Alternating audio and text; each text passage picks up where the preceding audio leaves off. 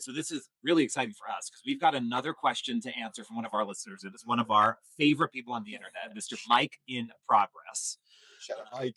and what he wants to talk about is emotional dysregulation in sports. And I know you said as soon as we saw this DM from him, you have a story from high school that you want to bring up. So why don't you take it away with that? Yeah. So the nature of Mike's question is, how is it that sports culture supports men in being emotionally dysregulated or angry or aggressive, and that's acceptable because it's in pursuit of winning, right? Win at all cost competition, right? So when athletes are angry or violent or aggressive or whatever, or I'm only allowed to cry when I lose a sports match, and that's the only acceptable time when I lose the game.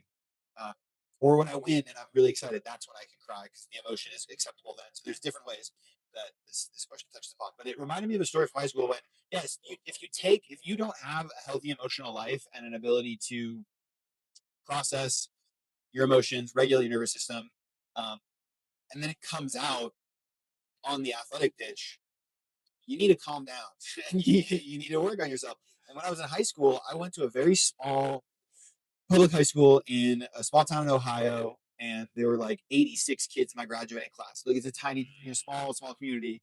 We're Division 3, not a particularly amazing soccer team or football team or any of our athletics. Like I love our athletics, and I played soccer, a little bit of basketball, and in high school. But we're not like this crazy team, and also it's just high school athletics.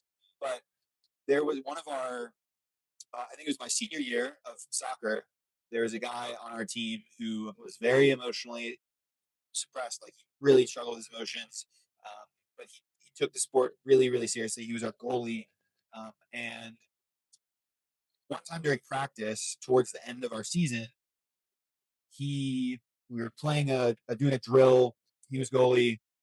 I go to strike, and I miss. Um, I think it was either as I got up, as I missed, and maybe I fell or something. Or no, yeah, he shoved me.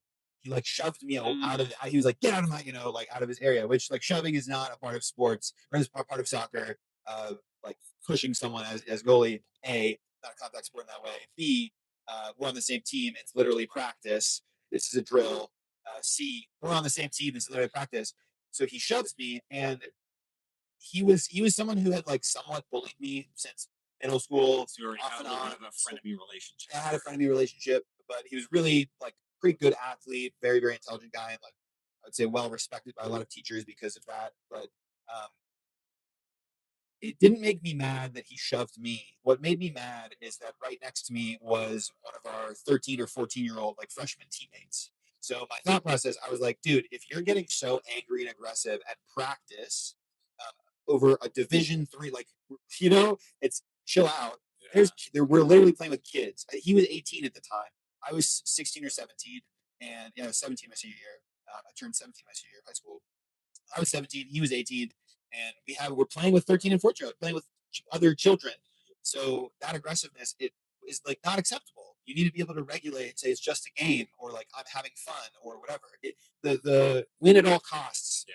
Like so, yeah. I got up in his face and I was like, dude, what the hell? We're playing with kids. Like we got Jacob over there. Like we're playing with 13-year-olds right now. We're on the same field. Don't shove. And so we got in each other's faces, and so I was like advocating for both myself and on behalf of like younger boys on the team. And our captains like separated us, and people ended up kind of like laughing at me because they were like, "You almost got your ass kicked," because he at that time, like I was like as tall as him, but I wasn't as super muscular or anything, and so people, yeah, like it became Yeah. all kind of a point of shame and ridicule for me. Like I was very proud of myself, and what I feel I did was advocacy and bravery and like the right thing. Like, hey man, calm it down. You know, we got kids, but in the patriarchal space of like most boyhood, the one that speaks out is policed. You're going against the rules. Like, oh, dude, you almost got your ass kicked. Like, you better be careful. But that the boy that I referenced, uh, sent me a message on Facebook like years later and was like, I've never forgotten that moment. Wow, that's Like, amazing. yeah, yeah. He's like, I've never like that made me have a lot of respect for you. I really appreciated it. What an amazing reminder that you Yeah, never know what the thing you're going to do is that someone's going to remember forever. So, like moving through the world with intentionality. I think you said something that I think to me is so important about the subject, which is like it's just a game. Like we have done such a good job through like media and culture of thinking sports are something that they're not. Like, don't get me wrong, I love sport, love baseball, I love American football. I know Mike loves hockey. I also love tennis. They're games. These rules are made up. These were not ordained to us from the gods, that these are the things that are the pinnacles of human performance. We've elevated them to this position. And we also change the rules around them every year. Like, these are completely fungible things.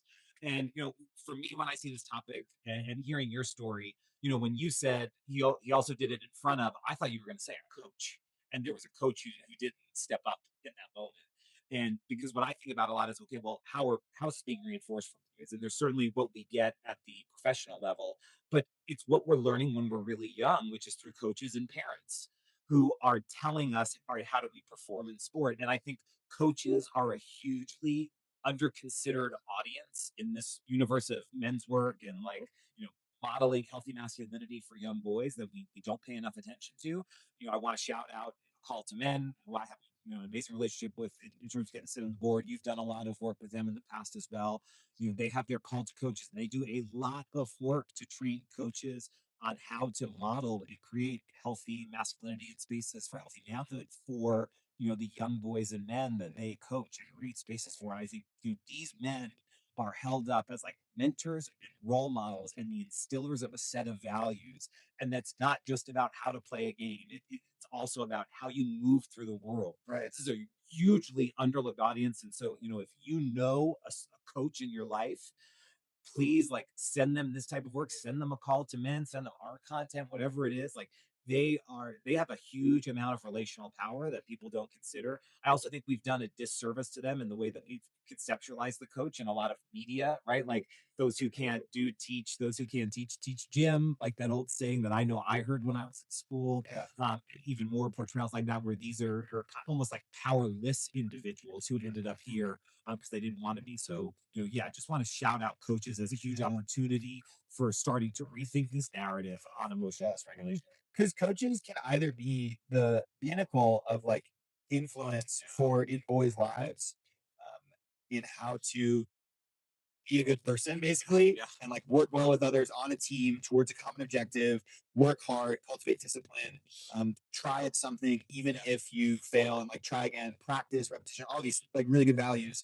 But it is also a place in which oftentimes is a place where abuse happens, Yes. where it is normalized for adult grown men to scream at boys, at children. In any other context, people would be like, why are you in your 40s or 50s screaming at an 8-year-old, a 10-year-old, a 12-year-old, a 14, 15, 16-year-old? Why are you screaming at them? It'd be unacceptable. Stop it. But if it's on the athletic field and had another intervention moment, same at my same high school, Mm. 10 plus years later, because I started my high school program there, but one of the current coaches, the soccer coach there, has a huge temper and he screams at his players. And I, this past summer, played in the alumni game at the school, my first time playing in the alumni, it's alumni versus current players. And this coach is screaming at his players. And so while I was on the field playing, I yelled back at him. I was like, I was kind of being cheeky. I was like, yeah, it really helps when you yell at them. And he was like, mind your business. Like he yelled back at me. And I was like, I will, and then I started because I could see on the boys' faces, like they went from the start of the game. We were all having fun. We are smiling, getting ready. They're playing a bunch of old guys that aren't that fit, aren't as fit as them.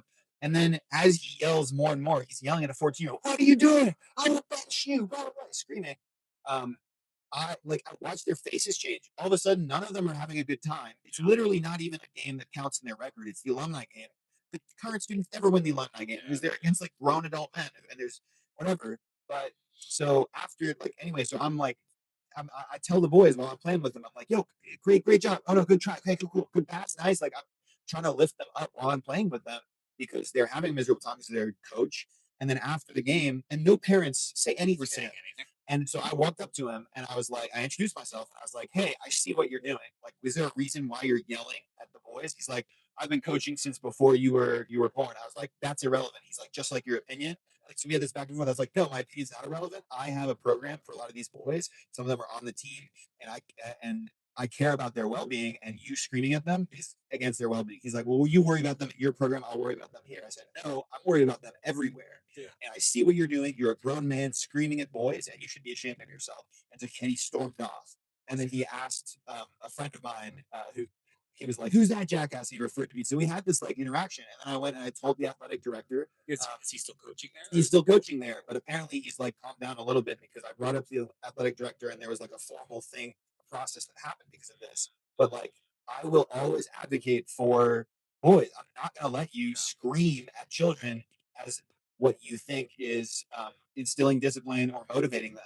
That is unacceptable. That is verbal abuse, and there are ways of motivating and teaching and cultivating good athletes, exceptional athletes that have nothing to do with breaking them down and being horrible because you yourself are insecure. Well, and also, and for every example that we could probably point to today of what we would say is an athlete who succeeded because of this type of coaching, right? They went professional, or they won whatever thing.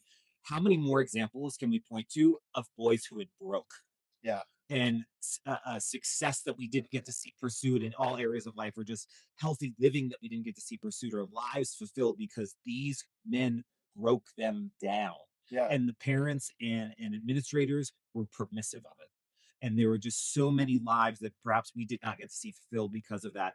And it should we should not be prioritizing success in sport above the potential of that. And we can yeah. also see success in sport through different forms of coaching, Yeah, and we've right? but This we isn't just the only way. we haven't seen that enough. So for anyone that's Yeah. like, "Oh, well, that's the boys that are broken or whatever," like sports are hard. That's a necessary part Yeah. of achieving Yeah. greatness or success.